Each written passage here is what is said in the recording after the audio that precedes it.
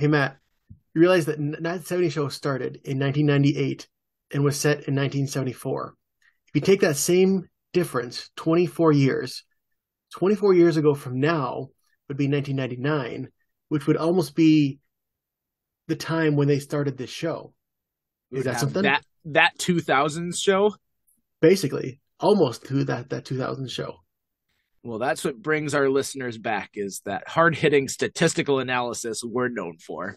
Yep, absolutely.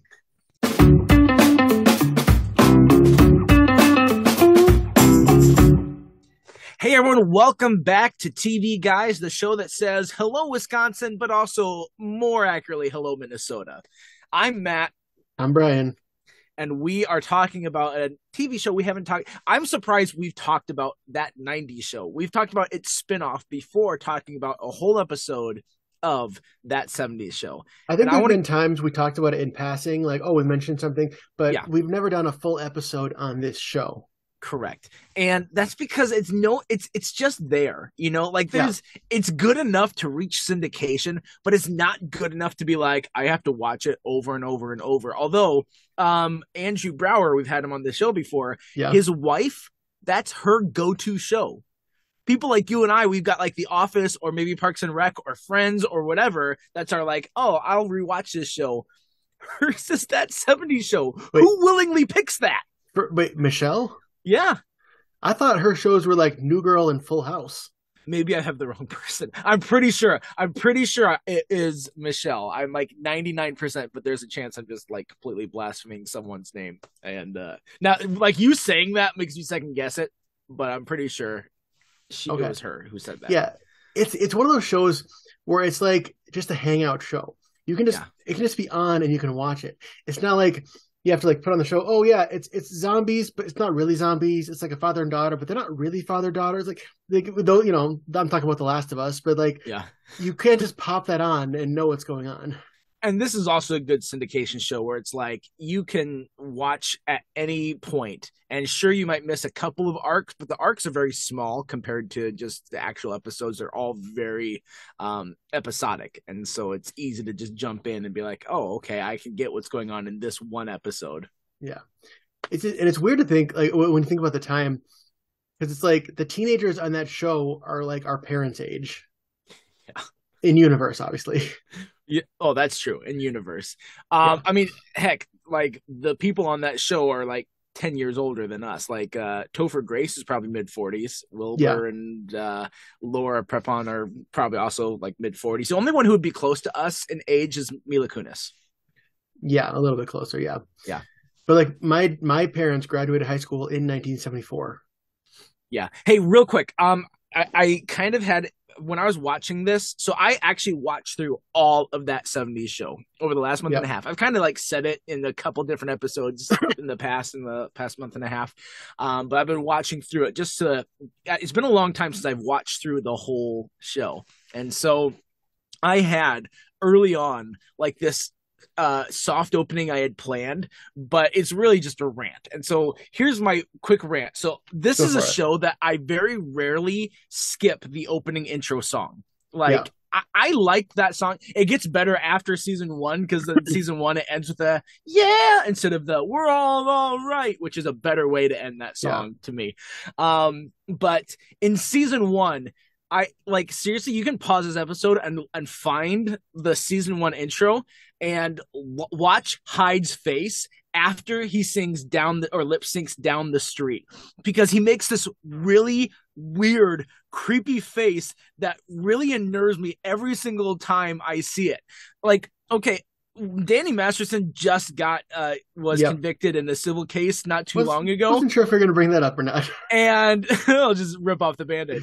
And we all should have seen it coming based on just his face in saying that and doing that lip sync.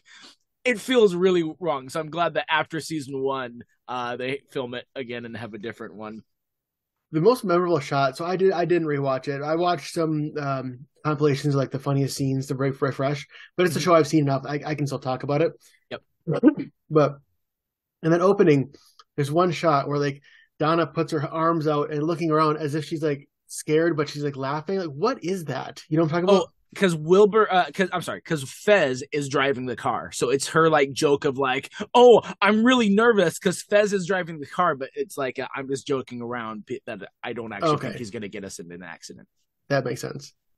Unlike Um, me, last week I did total my car with a deer. I mean, that sounds bad. A deer ran into my car. I didn't take a deer and total my car.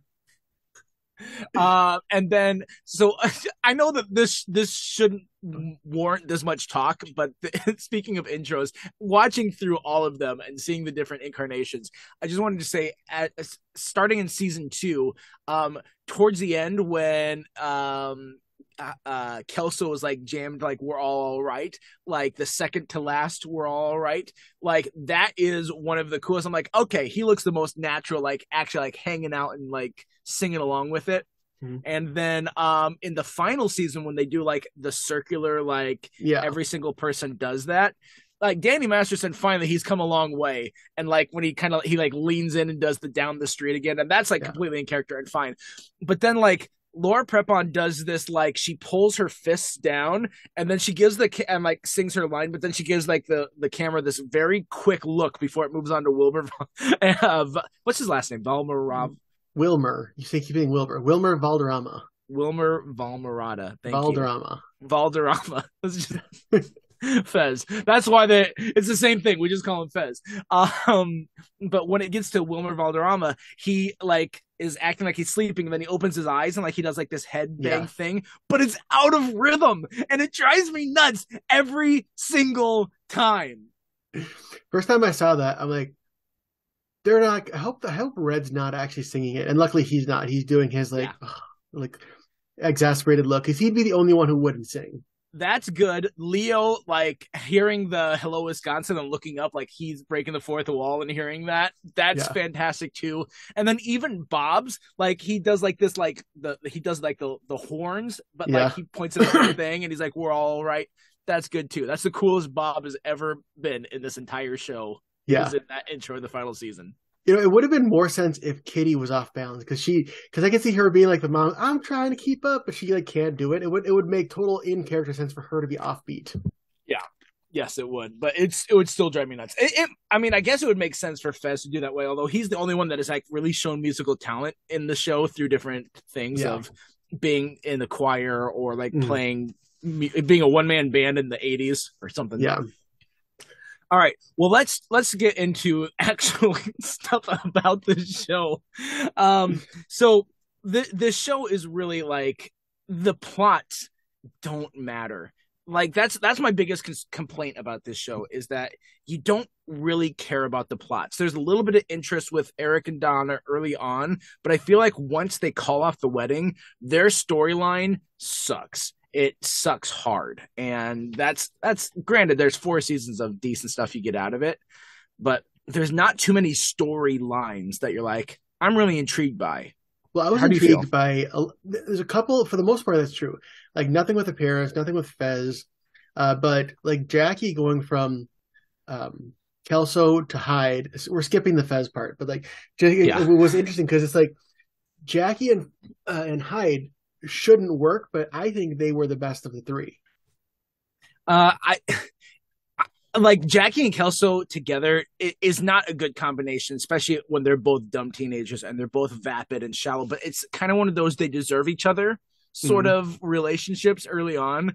And to me, I'm like, yeah, they should get together because they both are very selfish and they both have cheated on the other one multiple times, and there's a lot of and again, they're also very egocentric and all about me, so that makes sense.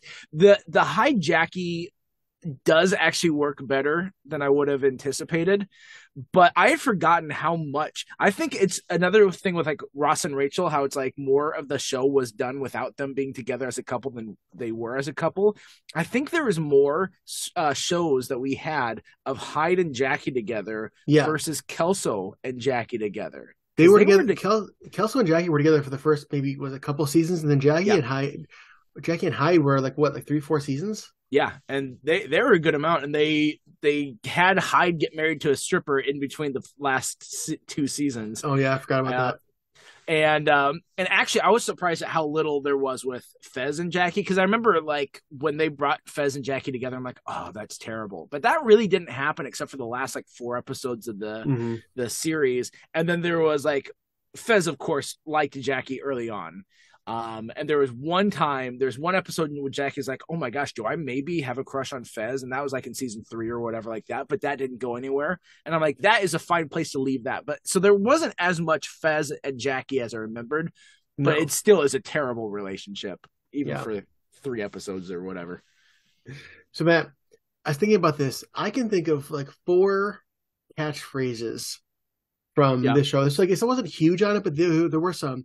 So can you name the 4? And is it possible that there's some I missed? Burn, Yep. foot in the A. Yep. I said good day. Yep. One more. And hmm. I don't know. Like there's shticks that Leo has of like completely misunderstanding something, but that's not the No. same catchphrase. The one I'm I trying can to. think of. Oh, you want to keep going, or let me tell you? No, you can go ahead. It was "Hey there, hi there, ho there." There you go. Yeah, with Bob. Yeah. Bob. I don't know why we're jumping to Bob, but like Bob is one of those characters where if he just is sparingly, if he's used a little bit, it's perfect. I don't want a whole episode of Bob. Yes. Yeah. He's like there are a couple times when he like shows emotion where he's like upset with Eric because of what he does to Donna, Yeah. or when him and Midge break up, or like anything with their relationship of Bob and Midge isn't interesting, but Bob just being this surface level like doofy happy-go-lucky character Mm-hmm. works well, but any depth that they tried to give him didn't work well. No, not at all. I will say the only depth that I saw of characters, because I mean there was a little bit of Eric and Donna, Yeah, but I think the best depth actually comes with Red and Eric. That to I me think so too. is the best and deepest relationship because it is so like there's so much that goes unsaid. Mm, And as a father son relationship, it's like there's this huge wall between them because they butt heads so much. And it seems that Red's one way towards Eric, but then we get to see that he does actually care. We see that a number of times of how he cares. It's just he doesn't quite know how to show him yeah, that he cares. And he also like his discipline wins out a lot more than his empathetic and caring side does. yeah. Well, a great episode with those two is when Eric invites Red to actually go to Lambeau Field and watch a Packers game. And you Yeah. see like the emotion on Red's face when he first gives it to him, but then they have to ruin it. But like he goes to the game and like it's something unrealistically stupid. Like Red gives him money to go buy a jersey and he buys the wrong jersey. Like even for Eric, that's extra dumb. Yeah. Uh, you mean he buys the right jersey because he gets a Bears jersey. So that is the right thing to do. Anyone out there, if you have the choice between a Bears jersey and a Packers jersey, go with God. Go with the Bears one. Okay. 90% of my mom's side of the family would very much disagree with you because she grew up in Wisconsin and they're all hardcore Packer fans except for my dad and one uncle. That's because they're all wrong. It's fine. I've known a lot of people who are wrong in life. It's okay. But um they actually did like the same it was in reverse. They did the same kind of storyline in an According to Jim episode, weirdly enough, Yeah. where his infant son, now the dad is a Bears fan, but the infant son like really likes this Green Bay either a jersey or a toy or something like that. And the dad's trying to Jim's like trying to get him to pick the Chicago Bears one. The kid just really wants the Green Bay one. And he's like trying to bring himself to do it. And he finally is able to buy it for him. And the people are like, oh, you're letting your son have the Green Bay one? Because they're in Chicago. And so like him trying, and then he has these visions of like the future son like grown up and him like kind of talking through this of like, Dad, thank you for letting me be me and that sort of thing. And I'm like, that's sweet, but it's still wrong. You don't let them be a Packer fan. Well, it's different when it's an infant versus Eric. Like you invited your dad because you knew he's a Packers fan. Like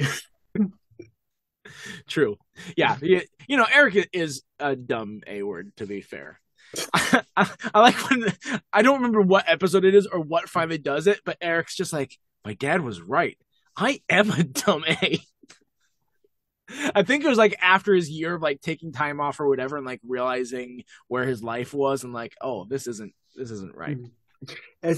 Sometimes it's hard to remember, like, for all of Eric's obsession with Star Wars, he only ever saw in this one the original Star Wars, because Yep, the Empire Strikes Back was 1980. yep, So like that's why like they made sure in that 90s show, oh, okay, cool, Eric can mention Yoda now, and of course they had him mentioning Yoda and quoting Yoda, exactly. because they couldn't do that. All they had was one movie when you knew he's going to be obsessed with the whole franchise. Yeah, exactly. And it's just like it's. I'm sure it took a lot of restraint to be like, oh, we can't say anything about Darth Vader as a father because that's like such a popular thing to bring up with Star Wars. But that's again a reveal in Empire or them as Unless, sisters is. did they do that? There was one episode where like there's like a dream sequence, and they like get a quick flash of the 80s, and um they have Fez singing the song like "And I Ran." Yep, they So they did that. they could have Yeah, snuck in a Star Wars reference there. they could have. He would have had the foresight, guided by Wayne Knight. Yep. All Who right, let I know his most famous thing is Seinfeld, but I still think of him as Third Rock from the Sun and Space Jam. yeah, the Space Jam. I still think of him as Dennis Nedry, which, by the Oh way, yeah. the 30-year and I didn't even try this. I'm like, I really want to give a shout out because I love Jurassic Park so much. Yeah. The 30-year anniversary of Jurassic Park was a couple weeks ago on June 11th. 30 years, guys. So if you haven't watched Jurassic Park, go watch it again. Or if you Yep. haven't in a while, that's what I mean. If There you you've never go. watched it, what's wrong with you? Go watch Jurassic Park. It's great. There have been dinosaurs on this earth for 30 years. You heard it here. That's it. All right, let's talk about characters because like that's what the show is about. The show is about how these characters interact, and I mean, really, like it makes sense because they're all teens and they're also like hippie teens that get high frequently, so it makes sense how they treat each other. But gosh, they're so mean to each other. But there's a lot of humor that's had in that and how they treat each other. So let's talk about these characters. Who do you want to start with? Um, let's just start with Eric. Let's go through the main characters first. And I think he's probably the build as like the main character. Yeah, Eric definitely holds the show together. Yeah. Because you can feel it when he's gone, and even when he takes his year off and he's just kind of like aimless, the show is still going downhill in that way too.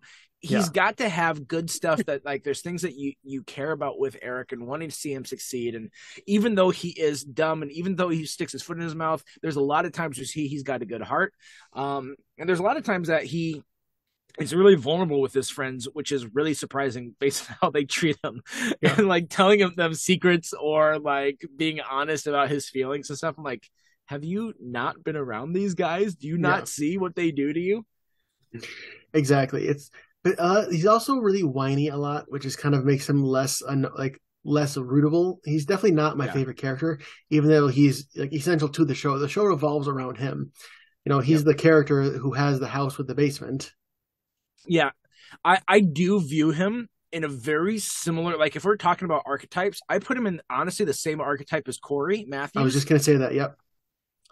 He's a little more whiny, I'll agree. He's a little more whiny and a little more nerdy, Yes. but he's right there in that like kid trying to figure things out.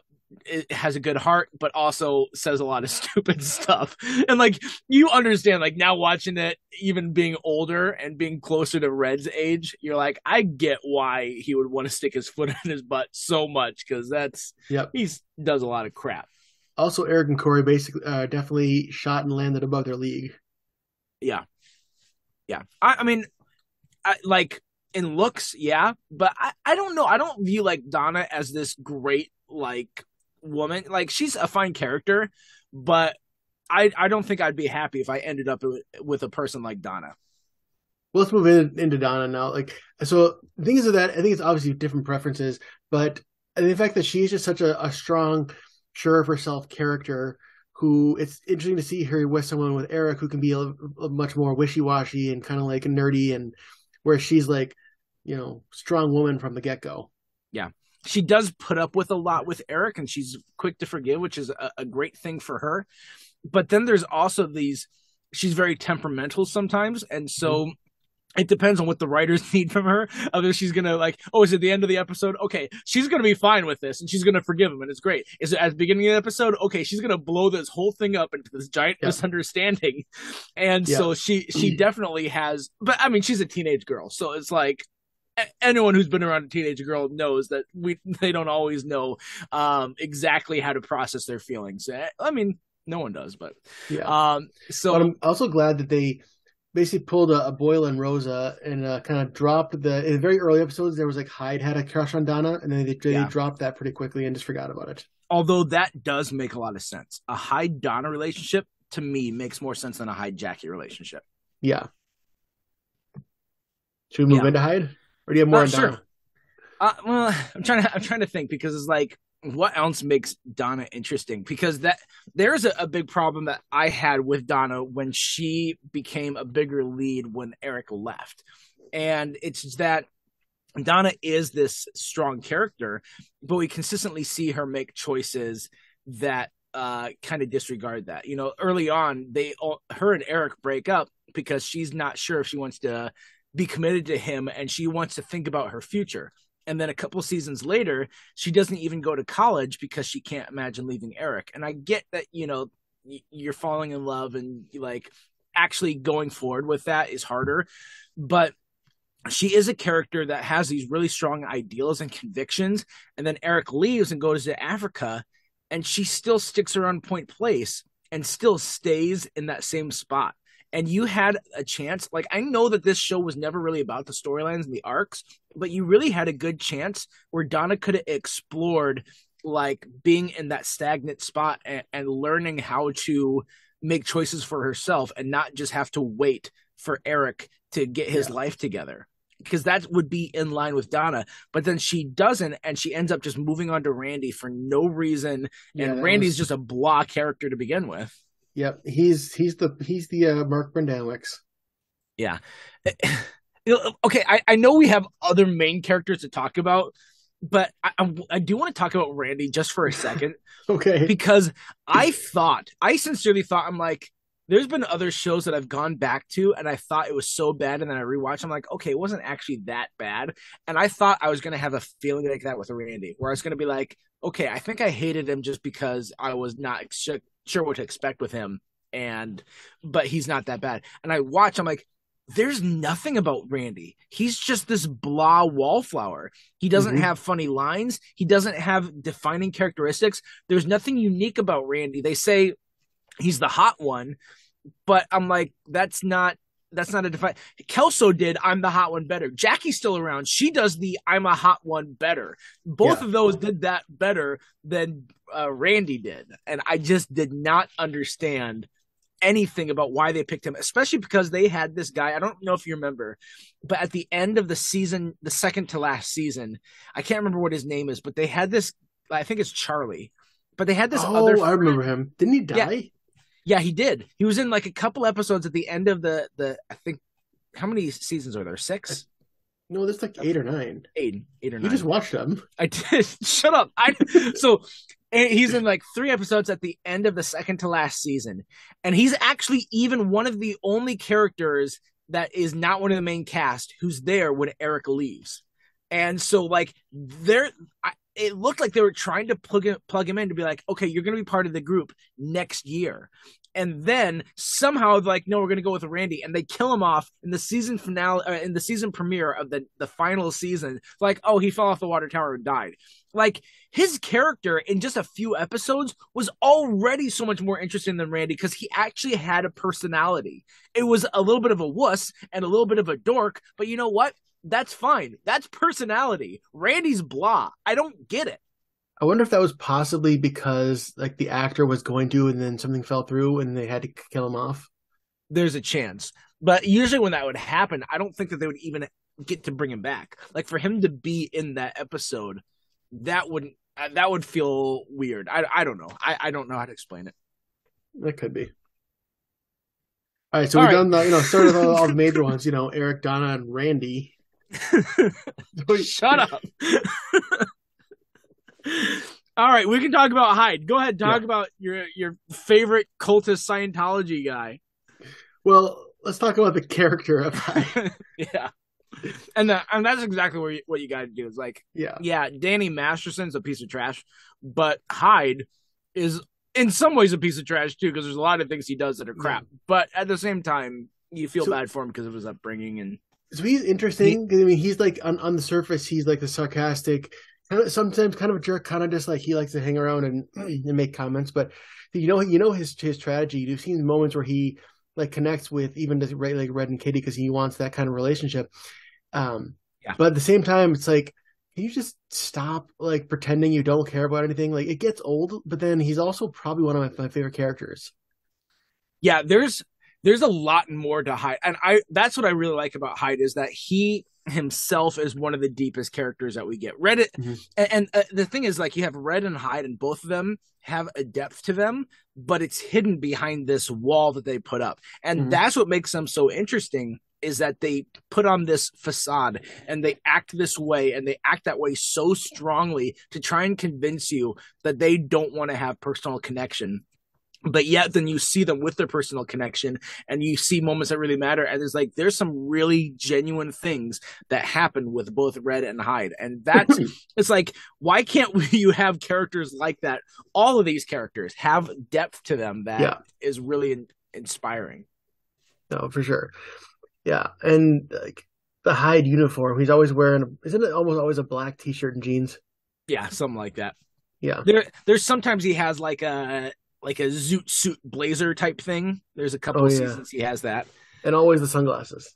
Yeah, or a vest or whatever. I don't know clothes very well, but I so I don't know how to describe it. But Basically, the same clothes all the time and always wearing sunglasses. He's basically a yes, Muppet. that is a great comparison. Like it'd be like he's Bunsen Honeydew or Scooter, where he doesn't have eyes behind his glasses. His glasses are his eyes. Exactly.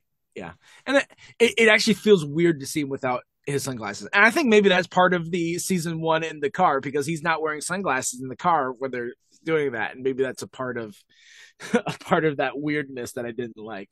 Yeah, that could be. But yeah, and he has some good lines, but you're absolutely right that there's also a bit of like he's got this chaotic side to him where he doesn't mind seeing like his friends get hurt or terrible things. He's like, obviously there's going to be a line, I think, but there are some things that he just is like, no, it's fine. It's cool. I want to see Kelso fall off the water tower again. I'm like, Mhm. yeah, someone could die. In fact, someone did. But like he's that sort of character where it goes back to the writing where it's like it's not super consistent because some episodes he'll have that depth to him and other episodes he's just going to be that it's just whatever the episode needs from Yeah. him. Oh, for sure. All right, who should we go to next? Let's do Kelso because in watching through all these seasons, Ashton Kutcher is, I'm not going to say he's like this tremendous actor because I've seen him approach some other roles outside of these comedic ones since that 70s show. And he's tried some dramatic roles and I don't buy into it. And I feel bad to say that about an actor, but I think he doesn't have a lot of depth to his range, but he has a lot of energy that he brings to Kelso that makes Kelso be a fantastic character. Yeah. The biggest one that I can think of like right away was in the first season that showed just how well his physical comedy instincts are. Mm-hmm. And he's standing behind the couch in the basement, and then there's a table in front of the couch, and Lori and I think Kitty as well are standing there in front of the couch next to the table. And I don't know how they get Hyde's attention, but he sees Lori's there and he like jumps over, like runs across the room, jumps over the table or jumps over the couch, almost knocks over the table. You see his shin hit the table and it shakes. And you can see some of the actors almost breaking that. And then he just stands there like to catch his breath. And he's just like, hi, Lori. But it's like just this commitment to like throw himself over this couch just to be like, oh, hey, I'm playing it cool. Like that is where Ashton Kutcher shines, and he does really well with this sort of role. He was great with the dumb humor. Also, another one of my favorite moments was when he glued himself to the fridge, and then Red's like, "Did you glue yourself to our fridge?" Yeah. And then Red just motions. He's like, "Okay." He moves and opens the fridge for him. And then doesn't Red like slam it shut? And ow! Thank you, and walks out. I, was it that one where it's like, did you glue yourself to the fridge again? I Yeah, think that was where it's like, yeah, this happened again. Or like I love those hints that this is not the first time we've seen this. Like in yeah. his last episode before coming back for the finale, Jackie imagines this life he was to marry Kelso, Mhm. and he walks in. He's like, "Guess what I got today?" And she's like, "Not another box of dogs. It's another box of dogs." And he's just pulling out these dogs from his box, and it's just the funniest line to me to just imagine that on a regular basis, he somehow finds a box of dogs and brings them home and thinks, yeah, this is fine. Yeah. Kelso is definitely, I think, one of the funniest characters in the show. I also love was it a career day? He's trying to his dad is trying to explain to him what he does. He does like a corporate like accountant Yeah. lawyer or something, and he's like, I'm just gonna tell people you're a farmer. Yes, that was a good episode. That episode had Katie Seagal as Hyde's mom. Was she only in the one episode, or was she in a couple times? She was only in the one episode, and then the following episode, they had his mom in there, but yelling from the other room, and it was not her voice. And so it's like, oh, clearly they could only get her for the one episode, and so they just had this other actress. Yeah, man, Katie Seagal is in everything. She's in so much, but Yeah, great actress, underrated. you're right. She's very underrated. I love her in Futurama. She brings a lot to Leela. Yeah, I currently I love her in The Connors. I haven't seen the Connors. She is married to Dan Connor now. She like basically stole Really? Roseanne's man. I love her in Smart House. Eight Simple Rules. Married with children. I can do this all day. I'm just saying. Anarchy. So I pretty much mentioned Smart House just because I wanted to mention Smart House. I didn't set off trying to compete with a list of Katie Seagal roles. I'm not IMDb. I just wanted to be like, hey, remember that Disney made for TV movie Smart House that I kind of liked, but is also kind of crap if you look back on it? Yeah, I do too. Well, and I decided to take that another way. You took that personally, and I just I feel attacked here. So yeah. All right. Should we move into Jackie? Move into Jackie. Why? Everyone else has. I was wondering if you're going to take that or not. Why? Everyone else did. Wait, so Jackie that didn't work as well. No, not really. Jackie didn't have a ton of development. She's kind of just always like the spoiled rich kid. You know, she had a few moments here and there, but for the most part, she just never really got like great development. Like I don't remember. Yeah. There probably was at some point. Was there like many Jackie centric episodes? More so later on. Once, because I mean, if you look at the billing after Eric leaves, is Mila Kunis is top billing of the show. She's the first one in that intro. Well, it's because those the 6 teams were always listed alphabetically by last name. Is that? Yeah. Well, then that would do it. That's why. It took me a minute to realize that. I'm like, why is Donna so late? I would have ranked them Eric, Donna, Hyde, Kelso, Jackie, Fez. Yeah, I think that's a fair ranking. But yeah, it's those 6, and then they go into like the adults and Leo and Lori and all the extra people. There's a combination of things they do with Jackie that are small, where I think they tone her down just a little bit after the first season. But I think the other thing that works on her behalf is that the group, like, they were actively trying to avoid her early on, and they start to kind of become friends with her by the end of the first season. And so to kind of have that as their development, it makes her more tolerable because of the bandwagon effect. And so I think that's really where she becomes a tolerable character for us, is that she becomes a tolerable character for them. Yeah. But you're right. Like, you know, she is that diva personality that, you know, how much I love that. But it's less diva and it's more entitled. And yeah, she's diva adjacent. Yeah. To be fair, though, all of the characters, they are all semi-entitled. The only one who would maybe be the furthest away is Eric, but that's just because he has he's completely insecure about who he is. Yeah. But everyone else is like, me, very much about them. Like if you look at like their circles and they're talking about the things going on in their life when they're not like just spouting off things that like they're seeing because they're high and they're talking about problems. They always talk about themselves. They'll be like Eric talking about, oh, this is what happened with Donna, and then I'll move over and there's Kelso and be like, man, I don't understand Jackie, and like all of them are talking without listening to the other people. Yeah. And that is just par for the course with this group. Mm-hmm. Well, and Jackie is really only friends with whatever boy she's dating and Donna. Yeah. Like Jackie doesn't give two craps about Eric. Yeah, that's true. There's not really many good Jackie Eric moments. No. She like there's not too many good Jackie Fez moments either, even though they really tried. But like Jackie, her relationship with Kelso and her relationship with Hyde and her relationship with Donna are the things that best showcase her.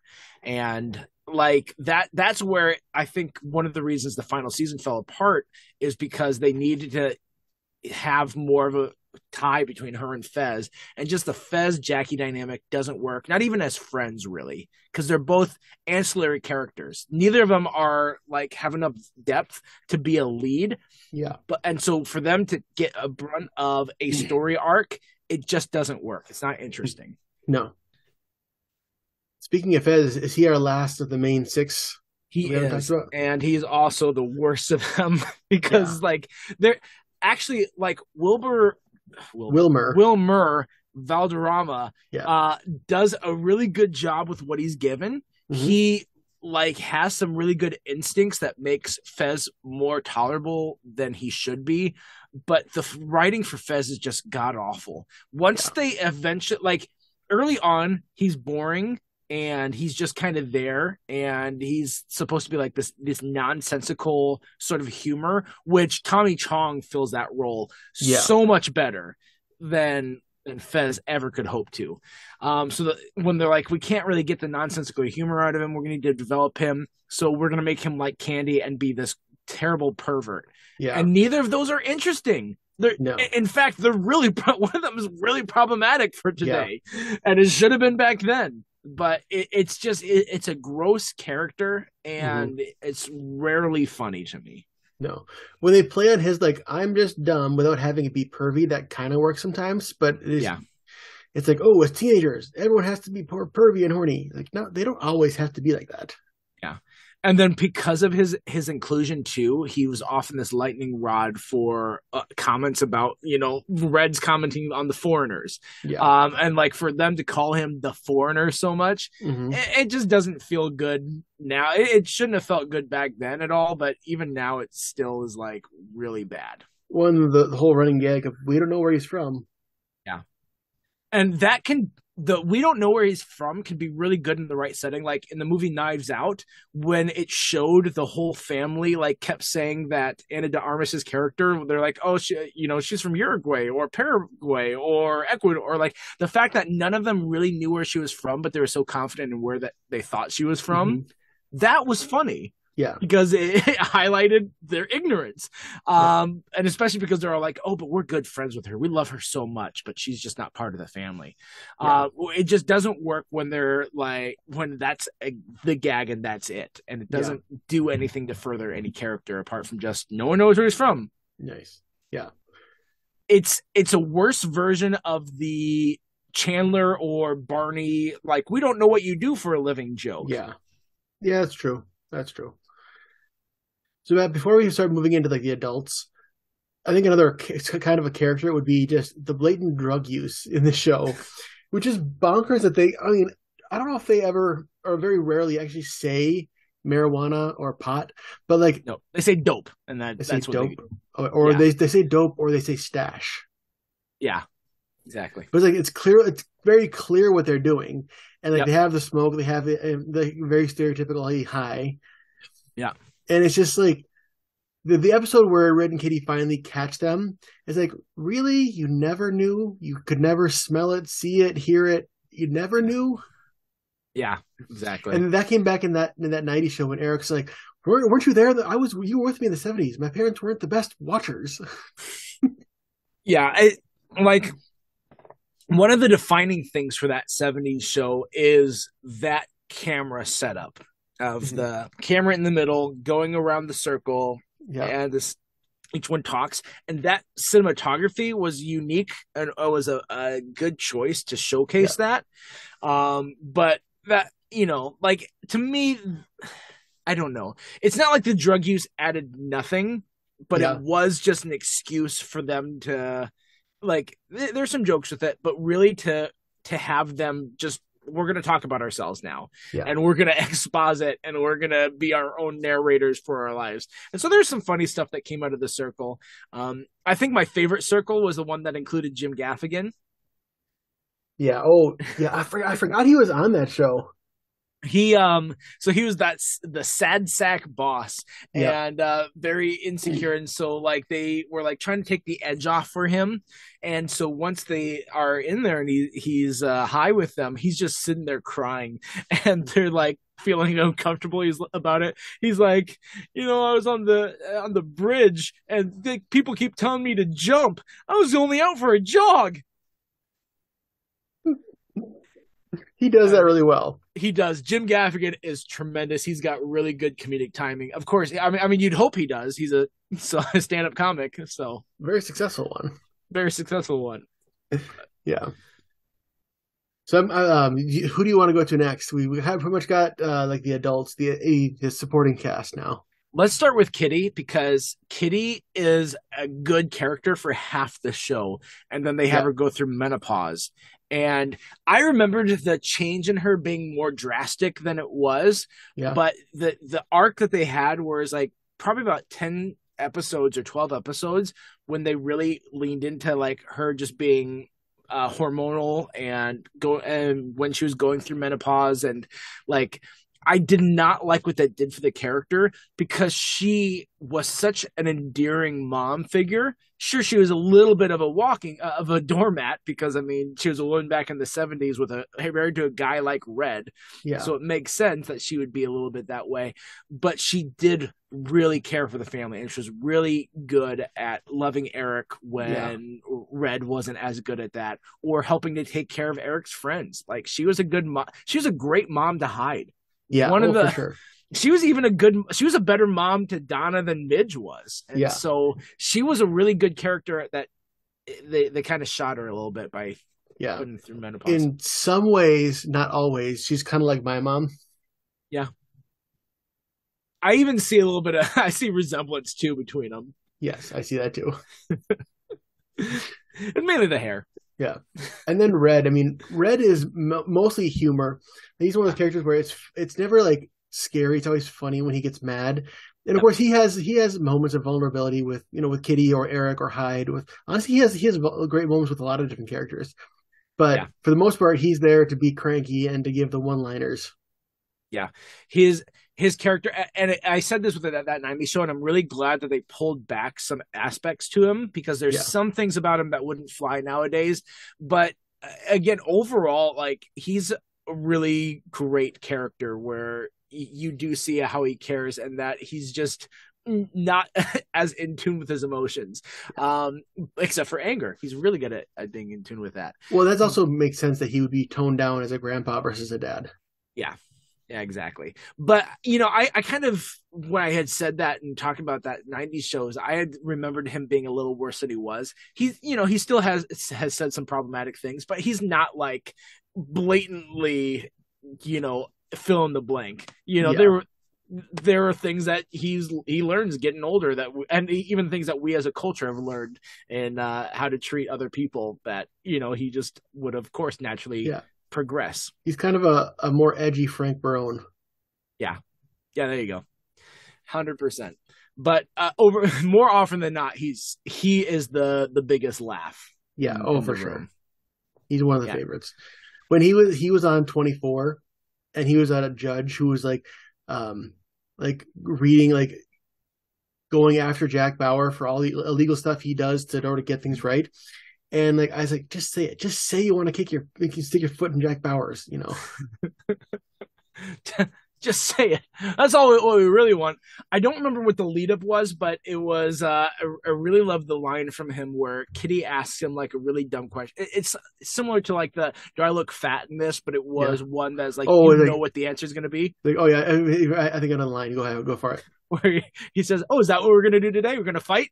Yeah, I use that gif a lot when yeah, people like will say something that I disagree with. I'm just like, "Oh, okay, well that's it." yeah. It's a great comment. And should we invert it completely and talk about Bob? Yes, complete. And that's where Bob works is as the foil to Red. Yeah. That's the only way that he works because it makes sense to have this neighbor that annoys the crap out of you because he's so giddy, he's so personable, he's so optimistic. He is a bit of a Ned Flanders, but he like when they're like, okay, let's look and see how he really is, and he kind of seems to be actually pretty miserable in life. And I don't like that. I do want to have a character that if they're showing like this optimistic side, then they should like actually believe that and they should actually be able to care. Like the exception is Ted Lasso, where it's like, he is a very optimistic character. Yeah. But just because he's optimistic. Way, yeah, but he like his optimism is believable. Whereas like if he does have the depression, that's a chemical imbalance. That's like mental health sort of thing where overall he is a happy character and there are things that he would change because there are things that any one of us would change, but he's not putting on a front. Whereas like with Bob, when they're showing how miserable he is in his marriage or stuff like that, then he would be putting on a front. I think a character like that should be actually enjoying and reveling in his optimism. Exactly. Yeah, it's also interesting. Like he's got the dynamic where he's the parent, but Donna's kind of more the parent than him. Yeah, that's true. Like, once Midge leaves, Donna becomes his mom. Yeah, and Midge never really had much agency as her own character. She's more like a Donna and Bob supporting character. Yeah, her whole thing was she's hot and dumb. Yep, and I mean, how many characters do you have in that show already like that? Yeah, exactly. And that's where Leo comes in because Leo does dumb humor better than the rest, even better than Kelso to me. Like Kelso has physical dumb humor, whereas Leo is just like the absurd dumb humor. And I think that works so well, especially because it's Tommy Chong, that he is just able to deliver those lines and like when he says something where he's just like, well, dinner's on me, man. Like, what the punchline's going to be. That he spilled dinner on himself, but still, like, he delivers it in such a perfect way. Like, it's so funny. I still laugh. So I don't know if this is headcanon or if this is a memory and it's in the show. Was it ever like said that he could actually be like really smart, but he's just always high? Yeah, because they showed a flashback after his military days, that he was gonna like go and he was about to go off to college or something like that. I don't remember what he was gonna pursue, but it was like, he's gonna pursue a really good, solid career that you need to be smart to have. And then the car that pulls him up to pick him up, they're all smoking in there. He's like, "Oh, I'll go with you guys." And he's like, "And that's the last thing I remember." So, yep. So yeah, that was a very small piece of it, but I really like when the other part of him is like when he will remember things about himself where he's just like, "Oh, I'm pretty sure I'm Chinese, man," or "I'm pretty sure that I was in the Navy," or like whatever. And it's just like that's funny to me that he's the kind of character you could tell any secret to because people will just think he's crazy even if he tells people. Yeah, exactly. Mm-hmm. And I like the relationship he and Hyde had as I can't even define the relationship because it's not like there's a fatherly relationship. It's not like it was a friend relationship. It's not like it was a boss employee relationship. It was just unique because Leo's a unique character and he doesn't fit this typical mold. Even though he's a stoner character, he's still different than other stoner characters you've seen. Yeah. No, and didn't he leave the show and come back because the actor got in some trouble? Yeah, I think Tommy Chong was in jail for about a year and a half, or a little under. Ironically, would be for drug use. Of course, yeah. But he's the kind of character you could just not have him in a bunch of episodes, and no one really. He's not like central to the plot. Yeah, when he disappeared, they went for about 3/4 of the season without mentioning that he was gone, and then I think when they realized like what his sentence was going to be, like that they didn't have him on while he was dealing with his legal trouble, and then I think he got sentenced, and they're like, okay, now we know we have to do something to address it. So this Yeah, is what we'll do. And so then, like, he just disappears, and Hyde tries to track him down, and he bumps into his friend Chris Elliott. No, not this wasn't Chris Elliott. Chris Elliott was a different character. Bobcat Goldthwait. They got oh yeah, Bobcat Goldthwait as his friend, and I love when he pops up. Mhm. But he's just like, oh yeah, he disappeared, and Yeah, then he comes back at the end of the second to last season to yeah. help Eric find his way back home. I was right. I remember it was like a big reveal. Hey, it's Leo, and then the Yeah. ex like it's kind of like John Oliver on Community. He was in the first two seasons, then they never mentioned him until that dumb puppet episode where Troy's like, "Anyone ever realized we haven't seen Professor Duncan in a long time?" And then he Yeah. was just back the next season. John Oliver, he can be funny. I hope he makes at least a cameo in the Community movie. I feel like they could get him for a cameo. Yeah, I've been seeing stuff about the Community movie where they're like, it was so close to getting shot. We were just ready to start production on it, and then the writer's strike happened, Oh yeah, and they're not filming it right now. So the way that they're talking about it, though, there's a little bit of a negativity from some of these actors where it kind of almost seems like if we don't film it now, we might not get to it, and that's a little concerning to me because I would love to see a yeah, Community movie, and I think all of them would too. It's just I think coordinating yeah. schedules. My expectations are like at a good medium. Like I would Mhm. love for them to blow me out of the water and it'd be great, but I'm Yeah, not expecting that. yeah, that would suck if it was like after all this time because your expectations, without meaning to, would probably be higher than they should be, and it would take a lot to really surprise and pull it off. Yeah. Anyway, okay, where were we? I think we've gone through all the main characters. Yeah, Unless, well, Lori, but there's really nothing to her. She's probably the least likable character out of all of them. true, but this is something that I'm really interested with Lori is that before what was the first actress that played her again? Lisa Robin Kelly, who I think of as like the only Lori. The second one Yeah, was yeah, because the second one was just to write her out, honestly. Because if you watch like Lisa Robin Kelly, her last episode was the episode where she married Fez to get him a green card, and it was like she had come back from college and she like had all this emotional intelligence where it's like, I'm sorry, Eric, I actually want to help you guys out and I want to be a good sister. And it was like her trying to turn over this new leaf, which was really interesting. And then she gets married to Fez to help him get his green card so he doesn't have to leave. An altruistic act that we don't expect from her. And so we're like, okay, well, what are we going to get this next season? And then I think because she wasn't able to come back and they got this new Lori, they're like, well, let's scrap the plans because I think they're going to make her a more palpable character yeah, and or palatable character and make her like one of the group.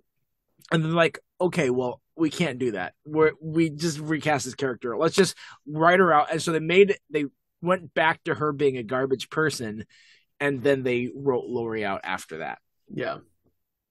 So That makes that's my tinfoil hat theory here about no, it makes sense. Lori. Yeah. Yeah. So with this whole show in general, obviously it's set in the '70s. Were there any like big like plot lines or something where it was kind of like I don't remember them doing a whole lot of nod to the audience of like, hey, look, this is back in time. Like it's not like they're because I mean obviously their storylines they'll line up and like Red was in the Korean War and that kind of stuff. Yep. But a lot of it was just like they're in the '70s and that's it. It wasn't a whole lot of like wink to the camera like, hey, this is how old this is. Yeah. And this is the thing that I miss from that 90s show that 70s show actually had a lot more of is that they had little sketches. This is what I think that 70s show did super well and where it shined is that they would film things that were in style of some other piece of culture. Like for instance, when they would have like this dream where Eric was in Star Wars, and Mm-hmm. so like then they had all these characters play different Star Wars characters, or they had the musical episode where it's Yeah. like they're on Star Search or something like that, or that they did, and then it wasn't even just about things that came out in the 70s. There was a Wizard of Oz thing that they did. They did Oh yeah. what else did they do? They did like those in informative videos, like work education videos from like the 1950s, like, oh, this is Eric, and Eric has all these Oh like yeah, the you do this or don't do this sort of like yeah. social videos. I don't know what a better way to describe them. But there is a lot of that stuff, and it wasn't just out of the 70s. And I'm like, I love that. And I think that 90s show needed to do more of that. It took them half the season to even introduce something like that. And I With think the going 90210 forward, thing, right? yeah, I think going forward, that 90s show needs to do a lot more of that. Mm-hmm. And there were a bunch of like 70s guest stars here and there. Sometimes there were random ones who there was an episode where Richard Karn, who played Al at Home Improvement, Yeah. he was like a stoner construction guy. Yeah. He's like, well, I mean, yeah, he did a great job, and I like that actor, but it's like he's not like a 70s guy. That would be the perfect time to bring in like, I don't know, Elton John or something. So Tommy Chong is brothers with Richard Karn and Bobcat Goldthwait. What a Yeah. family that would be. But no, yeah, like her first season they had Gloria Gaynor come back, and they even have her sing "I Will Survive" on set. They bring in Alice Cooper, who still looks like in the 90s he still looked like Alice Cooper from 1970s. Yeah. You're right, like they did bring back a number of these 70s cameos Yeah. that were really good. But didn't they have The Rock playing his dad? Who's dad? The Rock playing The Rock's dad. They had him playing whatever, like in real life, Dwayne Johnson's dad was a boxer, wasn't he, or a fighter? And they had him. I believe they had The Rock playing his dad, his real life dad, In what? in that '70s show. If I'm not, if or am I? The Rock has not been around since the 70s. No, but The Rock's dad, the actor of The Rock, was in that '70s show playing his dad, who was in the '70s. It was. I don't think that was that 70s show. I don't remember The Rock popping up. Maybe that's not it. Jenna Fisher surprisingly popped up in the show. I'm like, hey, it's Pam. Yeah. I mean, but that's not a 70s. Mary Tyler Moore was. I can't remember her actual. Oh my gosh, I'm blanking on the actual actress's name. But Mary Tyler Moore had a arc in the final season. I wasn't. Yeah. No, that was 70s. Yeah. Or Betty White and Marion Ross playing the grandmas.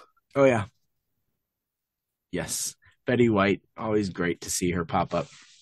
Well, not anymore. Now it would be like a horror movie. But you had to go there. Well, I mean, at this point. Anyway, all right. Well, that's it for that 70s show. Let us know what you think. What did we miss in talking about? Who did we not give a fair shake to, or who did we not talk about enough? And let's jump into trivia. So last week we talked about the Power Rangers special, Once and Always, and I said who in the entire Power Rangers franchise has appeared in the most episodes. And it might not be who you think. It's actually Paul Schreier, who played Bulk, one of the bullies, who outlasted all of the original Power Rangers and was on so much of that show. He has like shattered the record. Take that, Power Rangers. Destroy the Power Rangers! All right. I don't know where that came from. You probably know this, but at the end of the theme song, you hear a character yell, "Hello, Wisconsin." So Yep. which character or which actor yells "Hello, Wisconsin" at the end of the theme song of that 70s show? Jenna Fisher. That's it. You got it. All right. Well, that's it for this episode. Next week, we're doing something fun. So you guys are invited to join us in this. What we're doing is we're going to re-watch an episode of a show, and then we're going to talk about just that episode. So it allows us to really do a deep dive into a specific episode of a show, and we're going to pick these well-loved or very popular episodes of popular shows. And so, for instance, next week, the episode that we're talking about is Ozymandias from Breaking Bad. It is one of the best episodes of television of all time. Mm-hmm. And all that we're doing is only talking about that episode. So we're going to be able to really go into depth of all the things that go into that episode, the feelings that we had when we watched it, and etc. And so feel free to watch through that episode, and then you can join us. You can be like, I remember this because I just watched this. So that's your homework between now and next week, is watch Ozymandias. If you haven't watched any other Breaking Bad, don't watch all of Breaking Bad first, because this is a conclusion of a lot of different arcs, and it Yeah, will ruin so much for you if you watch this first. And you're like, oh, that was good. I want to rewatch all of Breaking Bad. that's true. So that's it for next week. Until then, I'm Matt, I'm Brian. and we're reminding you to stay tuned and keep watching.